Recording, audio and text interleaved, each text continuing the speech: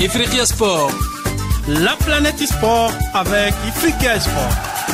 Votre magazine continental qui traite le sport sur tous les terrains et dans toutes ses dimensions. L'Afrique et le sport ne font qu'un. Salutations l'Afrique, Salamat, Nagadef, Ngaraman, Ayo, Boto, à tous les auditrices et les auditeurs de Ifriqiya FM, la voix africaine faite par des Africains pour les Africains.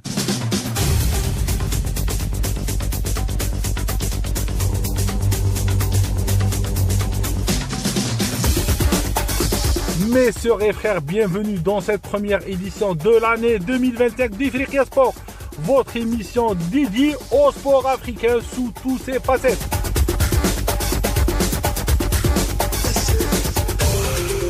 En ce début d'année, nous plongerons au cours d'un événement majeur qui va toucher cette année 2025, le football continental. Le championnat d'Afrique des Nations, la CHAN 2025. Cette compétition réservée exclusivement aux joueurs évoluant dans leur championnat national respectif. Une vitrine exceptionnelle pour le talent local africain. Préparez-vous, mes sœurs et frères, à découvrir les enjeux avec notre ami, le journaliste, l'expert du football africain qui travaille pour Africa Football, Aliou Tondé. Il sera avec nous pour parler de ça. Bonjour Aliou, parle-nous des qualifiés pour la CHAN 2025. Bonjour Walid, je suis très heureux de vous retrouver en ce début d'année pour continuer donc par parler du football africain. Bonjour particulièrement également à tous nos amis auditeurs. Pour cette 8e édition du championnat d'Afrique des Nations, CHAN 2025, 18 équipes ont décroché leur place. Parmi les qualifiés, on retrouve les pays hôtes, le Kenya, la Tanzanie et l'Ouganda. Il y a également des habitués comme la République démocratique du Congo, le Sénégal champion en titre et le Grand Nigeria qui signe également son retour dans la compétition. Il y a des équipes comme la Centrafrique, le Burkina Faso et la Mauritanie qui ont aussi créé la surprise, sans oublier le Niger, la Zambie et le Congo. Sur Aliou, des équipes ont marqué les qualifications de cette édition. Oui, mon cher Walid, certaines équipes ont effectivement marqué les esprits durant ces qualifications. Parmi celles-ci, il y a le Sénégal, champion en titre, qui a été particulièrement impressionnant en ne laissant aucune chance à son adversaire, le Libéria. Ils se sont imposés, les Lions de la Teranga, 4-1 pour valider donc leur qualification à cette 8e édition du championnat d'Afrique des Nations. D'ailleurs, ils seront présents à tous les tableaux des compétitions organisées par la Confédération africaine de football en 2025. Il y a également la Guinée qui a écrasé la Guinée-Bissau 6-2. Le Sili national qui a manqué la qualification à la Coupe d'Afrique des Nations va donc se contenter de ce 8e championnat d'Afrique des Nations. Il y a la RD Congo qui a montré toute son autorité en battant le Tchad 4-2. Sans oublier le Nigeria qui a surclassé le Ghana 3-1 au match retour pour prouver sa solidité et surtout signer également son retour dans cette compétition. Et les surprises aussi, quelles sont les surprises selon toi ? Oui, Walid, il y a eu deux belles surprises qui m'ont particulièrement marqué au cours de ces qualifications pour le championnat d'Afrique des Nations 2025. D'abord, la Centrafrique. Les Fauves ont créé l'exploit en éliminant le Cameroun, une équipe des Lions indomptables que l'on attendait souvent au rendez-vous ne sera pas de la partie pour cette 8e édition. Puis, il y a le Burkina Faso. Les étalons ont aussi éliminé les éléphants de la Côte d'Ivoire, 3-2. Donc pour moi, ça a été ces surprises agréables, oui, agréables parce que ce sont deux nations également qui méritent d'être présentes durant des rendez-vous comme ça. On aimerait bien, on va dire, le retrait de certaines équipes sera ressenti. Alors, Mon cher Walid, malheureusement, plusieurs équipes de l'Afrique du Nord se sont retirées de la compétition pour diverses raisons. Cela a laissé un grand vide durant les qualifications de cette édition du championnat d'Afrique des Nations. Leur absence se fera particulièrement ressentie car des pays comme l'Algérie, la Tunisie, l'Égypte ont toujours apporté un niveau de compétitivité très intéressant. Leur présence aurait sans aucun doute élevé la qualité du tournoi et ajouté une tension supplémentaire avec des matchs souvent intenses et disputés. Malheureusement, seul le Maroc représentera donc l'Afrique du Nord pour cette 8e édition du championnat d'Afrique des Nations et les Lions de l'Atlas auront la lourde tâche de défendre vaillamment les couleurs de cette région. Toutefois, mon cher Walid, cette absence de plusieurs pays nord-africains ouvre peut-être la voie à d'autres équipes parfois moins médiatisées pour se faire un nom et espérer surprendre sur la scène continentale. L'Afrique de l'Ouest est là, comment tu vois cela? Ah oui, Walid, l'Afrique de l'Ouest a une fois de plus montré toute sa force avec des équipes comme le Sénégal, le Nigeria, la Guinée, le Burkina Faso et le Mali, toutes qualifiées pour cette 8e édition du championnat d'Afrique des Nations. Le Sénégal, champion en titre, reste en tout cas une équipe redoutée et il a prouvé durant ses qualifications qu'il est toujours à la pointe avec des joueurs de qualité et un excellent collectif. Le Nigeria, grâce à son potentiel physique et technique, est toujours un prétendant sérieux. Les étalons du Burkina Faso, en revanche, vont jouer leur rôle de trouble-fête avec une équipe bien soudée et capable aussi de rivaliser avec les meilleurs. Comment oublier aussi les Aigles du Mali qui disposent d'un vivier très intéressant.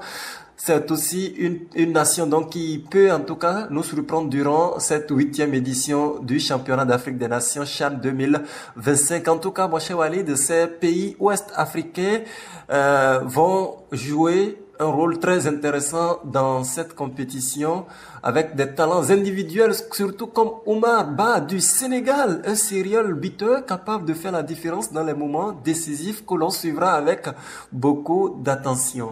Et l'Afrique centrale, les pays de l'Afrique centrale, quelle sera leur force? L'Afrique centrale, bien que souvent moins représentée que l'Afrique de l'Ouest ou du Nord, a des équipes qui peuvent surprendre cette année. La RD Congo, par exemple, dispose d'une équipe solide et talentueuse avec des joueurs comme Oscar Bawitz qui peuvent enflammer le tournoi. La Centrafrique, après avoir réalisé un exploit historique en éliminant les Lions indomptables du Cameroun, est en plein essor et se positionne en tout cas comme une équipe qui pourrait aussi créer des surprises.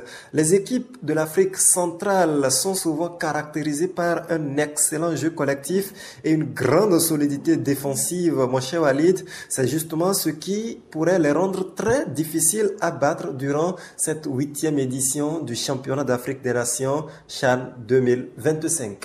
Et l'Afrique australe, quelle analyse portes-tu sur l'Afrique australe? Mon cher Walid, l'Afrique australe de son côté est toujours un secteur, en tout cas à surveiller. Des équipes comme la Zambie, le Madagascar ont montré qu'elles pouvaient aussi se battre au plus haut niveau. La Zambie, avec son expérience dans les compétitions internationales, est toujours une équipe à prendre au sérieux.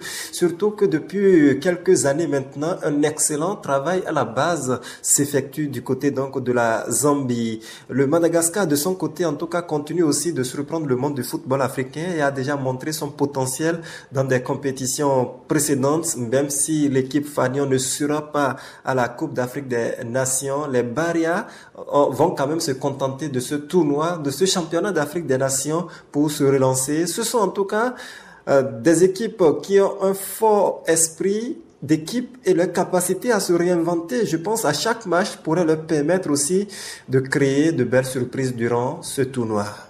Y a-t-il des joueurs qui ont vraiment marqué ces qualifications à la CHAN 2025? Mon cher Walid, il y a plusieurs joueurs qui ont marqué en tout cas les esprits durant cette phase de qualification. Parmi ceux-ci, Oscar Bawit, le joueur du TP Mazembe, a été une véritable pépite pour la République démocratique du Congo. Il a inscrit un super but contre le Tchad. Et avec son talent, je pense qu'il peut réellement porter son équipe vers de haut sommet. Oumar Ba, l'attaquant sénégalais de l'US Gorée, a également brillé durant cette phase de qualification. Ses performances exceptionnelles font même de lui un joueur clé dans la tanière des Lions de la Teranga. Ces deux-là en particulier sont des joueurs à suivre de près durant cette compétition. Mais mon cher Walid, le tournoi aura lieu à partir du mois de février. Et d'ici le mois de février, beaucoup de choses peuvent se passer, d'autres joueurs peuvent se révéler et d'autres joueurs surtout peuvent sortir la tête de l'eau dans les différents groupes. Donc, en tant que passionné de football africain, on s'attend forcément à ce qui est dans les 18 équipes qualifiées, qui est un talent comme ça qui puisse en tout cas nous émerveiller afin que le continent africain puisse continuer par confirmer en tout cas sa place de vivier de talent de footballeurs au plan international. Toi qui as vu beaucoup d'équipes cette année, quel style de jeu a été le plus en vue dans ces sélections africaines? Ah oui, mon cher Walid, les entraîneurs des équipes qualifiées sont en général très inspirés. Le Sénégal, par exemple, a un jeu basé sur une défense solide et une attaque rapide, ce qui est typique de leur style au cours de ces 10 dernières années où ils ont dominé pratiquement le football africain sur tous les tableaux. C'est dû véritablement à des entraîneurs toujours stratégiques, toujours inspirés, qui sont prêts en tout cas à se réinventer. Le Nigeria, de son côté, privilégie souvent un jeu direct et physique, mettant à profit la rapidité de ses attaquants. Mon cher Walid, les entraîneurs sont conscients en tout cas de l'importance de ne pas sous-estimer leurs adversaires et d'adopter donc des tactiques adaptées à chaque rencontre. Certains pays comme le Burkina Faso opteront pour un jeu plus compact et une gestion des transitions efficace, tandis que d'autres choisiront un jeu plus offensif comme la République démocratique du Congo qui nous a toujours émerveillés durant ce tournoi. D'ailleurs, mon cher Walid, la RD Congo est l'une des nations à suivre de près durant cette édition. Les supporters, est-ce que tu penses qu'ils seront là? Est-ce qu'ils feront le déplacement? Est-ce qu'ils seront là pour cette compétition? Ah oui, les supporters sont toujours extrêmement passionnés et investis lorsqu'il s'agit des équipes nationales. Au Sénégal, par exemple, les attentes sont énormes et les supporters espèrent que leur équipe ira loin dans la compétition. En République démocratique du Congo, au Burkina Faso, au Mali, l'engouement est tellement palpable avec une forte mobilisation derrière leurs équipes respectives. Cet engouement, vous pouvez le remarquer notamment sur les réseaux sociaux, sur les différentes plateformes dédiées donc au football de ces pays respectifs. Les supporters, ils sont toujours aussi engagés quand il s'agit des sélections nationales. Je n'oublie pas aussi les supporters nigériens.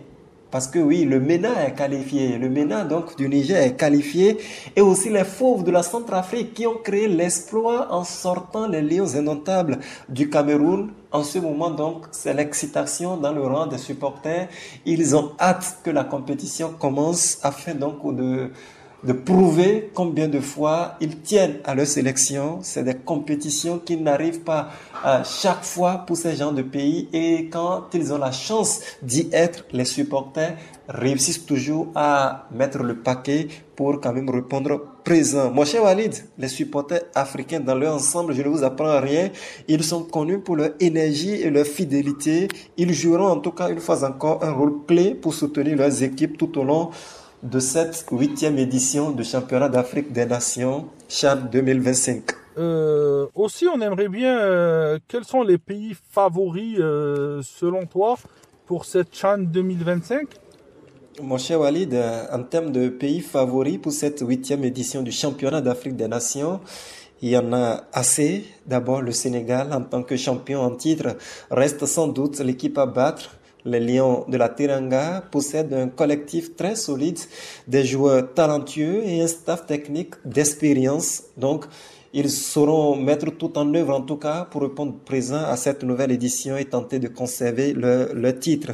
La République démocratique du Congo est aussi une autre équipe qui, avec son effectif de qualité et son jeu offensif, pourrait atteindre les phases finales, en tout cas, de ce tournoi. Ils ont toujours brillé dans cette compétition.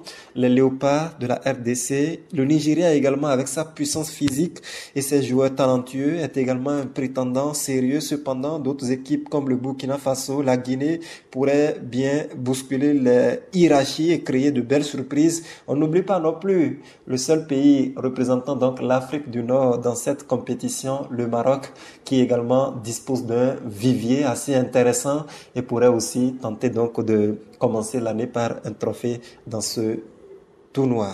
Les fédérations, ils vont gagner quelque chose. Quel est l'apport de ce genre de compétition continentale pour les fédérations africaines? Je pense que les fédérations locales peuvent tirer de nombreuses leçons du championnat d'Afrique des Nations, notamment en termes de préparation des équipes, de gestion des infrastructures, de mise en place de systèmes de formation pour les jeunes joueurs. L'une des plus grandes leçons est qu'il est essentiel d'encourager les compétitions locales pour fournir une base solide à la sélection nationale, parce que vous savez que le championnat d'Afrique des Nations est essentiellement concentré donc sur les joueurs évoluant au plan local. Donc, ce serait bien donc d'améliorer déjà la gestion des clubs locaux, l'accès à des installations de qualité, et sera également des facteurs déterminants pour le futur du football sur le continent. C'est des aspects sur lesquels les fédérations peuvent travailler donc pour rendre leur championnat respectif très compétitif, très intéressant, afin de lever donc le niveau et continuer donc par espérer réaliser de grandes choses lors de ces compétitions continentales. Le défi majeur pour les équipes qualifiées, quel est le défi avec les problématiques qu'on connaît dans le football? Quels sont les défis ou les défis majeurs pour les équipes qualifiées? Mon cher Walid, les défis majeurs pour les équipes qualifiées à ce championnat d'Afrique des Nations seront donc la gestion par exemple de la pression du tournoi, la fatigue aussi accumulée pendant les matchs, et parce que là le tournoi commence déjà au mois de février, les championnats seront toujours en cours dans les pays respectifs. C'est vrai que ça peut être en même temps un bonus, mais ça peut constituer en même temps une fatigue accumulée, notamment pour les joueurs qui n'ont surtout pas de temps de repos et qui donc devront enchaîner après les championnats et en même temps avec ce tournoi. Il y a également les conditions climatiques qui peuvent parfois être très difficiles pour certains pays qui ne sont pas habitués. Au-delà de ça, la discipline tactique sera également décisive parce que chaque erreur peut coûter cher durant ce tournoi. L'absence aussi, par exemple, de certains pays forts comme l'Algérie, l'Égypte, la Tunisie rend en tout cas la compétition encore plus ouverte, ce qui signifie que chaque équipe doit être prête à saisir sa chance à tout moment. Sur les clubs, la Ligue des Champions cette année africaine, tu la vois différente? Comment tu la vois cette année? Mon cher Walid, la participation à la Ligue africaine des champions comporte de nombreux défis pour les clubs africains engagés. Les déplacements sont souvent longs, coûteux et peuvent s'avérer parfois épuisants en raison des conditions difficiles liées au transport, à la sécurité et au climat.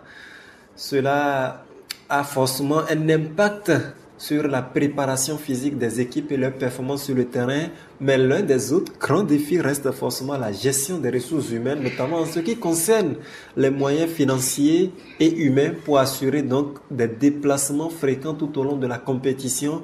Parce que mon cher Walid, vous n'êtes pas sans savoir que la grande majorité des clubs engagés dans cette compétition ne bénéficient pas encore d'une santé financière sereine. Donc tout ça pose véritablement un réel souci dans l'organisation parfaite, notamment des déplacements. Et quand vous ratez cet aspect, ça peut parfois influencer donc vos performances sur le terrain. Et la Coupe des Confédérations, quelle analyse portes-tu sur la Coupe des Confédérations, Aliou? Mon cher Walid, la Coupe de la CAF a connu une évolution significative ces dernières années. Le niveau de compétitivité s'est largement renforcé avec des clubs de plus en plus performants qui ne se contentent même plus de participer seulement, mais cherchent activement à remporter le titre. C'est vrai, il reste forcément un écart significatif entre la Ligue des champions de la CAF et la Coupe de la CAF en termes surtout de prestige et de moyens, mais je pense que la qualité de jeu s'améliore à chaque édition, notamment avec la montée en puissance des clubs qui ont gagné en organisation et en professionnalisme, comme par exemple la Renaissance sportive de Berkane qui est en train de faire de cette Coupe de la CAF sa compétition préférée. Donc la compétitivité me semble vraiment forte et intéressante, même si elle reste à un niveau où des clubs historiques de la Ligue des Champions sont souvent favoris. La Coupe de la CAF, elle a pris beaucoup d'ampleur dernièrement. Est-ce que tu vois que cette coupe, elle est vraiment en bonne voie? Mon cher Walid, je répondrai par l'affirmative. La Coupe de la Confédération africaine de football a le mérite de donner une plateforme aux clubs émergents et moins médiatisés. Beaucoup de ces clubs, comme la Renaissance sportive de Berkane du Maroc, ont pu se faire un nom sur la scène continentale. C'est une véritable opportunité pour les équipes qui ne jouent pas systématiquement en Ligue des Champions de se mesurer à l'élite et de gagner en expérience.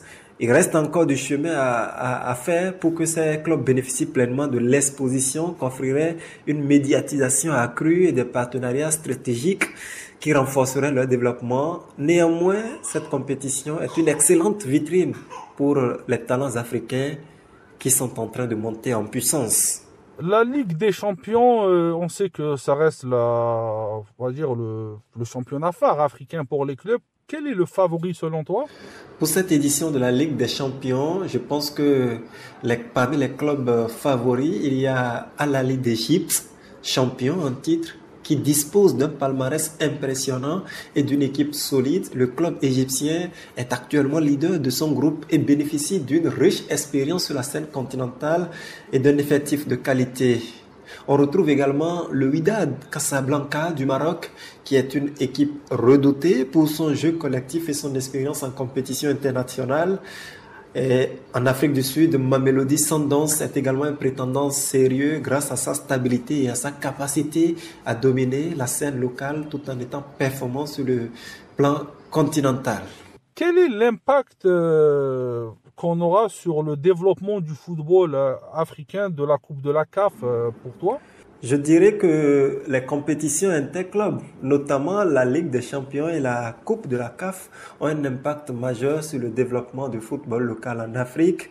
Mon cher Walid, d'abord, ces compétitions permettent de renforcer le niveau de compétition au sein des championnats nationaux. Les clubs qui participent à ces compétitions doivent maintenir un haut niveau d'organisation et de performance, ce qui pousse donc les équipes à améliorer leur structure et leur gestion. Ce processus, mon cher Walid, profite à l'ensemble du football local car il pousse à la modernisation des infrastructures et à une meilleure gestion des ressources. De plus, ces compétitions interclubs sont une source d'inspiration pour les jeunes talents qui rêvent de briller sur la scène continentale en leur offrant donc des modèles à suivre. Et puis, les clubs bénéficient d'une plus grande visibilité, ce qui peut attirer des sponsors et des partenariats contribuant donc au financement et à la croissance du football dans leurs pays respectifs. Ensemble, mon cher Walid, ces compétitions ne sont pas seulement un lieu de confrontation, mais aussi un véritable moteur de développement pour le football africain. Un dernier mot, si tu veux rajouter, surtout sur la CHAN, sur la compétition des équipes nationales au niveau local? À tous les supporters qui suivront donc cette compétition, je tiens tout simplement à dire que cette édition du championnat d'Afrique des Nations 2025 sera une véritable fête du football africain, surtout parce que elle sera organisée conjointement par le Kenya, l'Ouganda et la Tanzanie du 1er au 28 février prochain, ce qui signifie donc que durant un mois entier, on va célébrer non seulement le sport roi sur le continent, mais surtout la richesse culturelle de cette partie du continent africain, la diversité de cette partie du continent africain, et on verra donc de très beaux matchs. Donc c'est aux supporters tout simplement de rester derrière leurs équipes, d'apporter leur énergie et leur passion à leurs équipes respectives. Ce tournoi sera également l'occasion sans doute de découvrir de nouveaux talents, de raconter de nouvelles histoires et surtout de vivre de moments inoubliables, surtout pour les équipes qui découvrent pour la première fois cette compétition comme la Centrafrique. Pour ce qui me concerne, je souhaite tout simplement que la meilleure nation gagne et que chacun puisse tout simplement profiter au maximum de ce tournoi. Merci Alioune Toundé de ta gentillesse. Merci Alioune Toundé de ta gentillesse. On te remercie. Merci mon cher Walid. Merci également à tous vos amis auditeurs. Une fois encore, bonne et heureuse année à toutes. Et au plaisir de se retrouver très bientôt sur Ifrica FM. On remercie tous les auditeurs pour 2025. Un souhait aussi, restez à l'écoute en replay sur notre application, bien sûr téléchargeable sur toutes les plateformes de téléchargement. On est là aussi sur YouTube pour écouter et réécouter toutes les émissions de Ifrica FM, surtout bien sûr les émissions sportives. Et aussi likez nos publications. On est présent sur Facebook, X, Instagram. On est là, on arrive à la fin de l'émission, mes sœurs et frères. Comme vous le savez, toujours un plaisir de vous avoir. La chaîne s'annonce déjà comme un rendez-vous incontournable du football africain, comme nous a expliqué Aliou. Merci de votre fidélité et rendez-vous la semaine prochaine pour un autre numéro de Ifrica Sport et à très vite.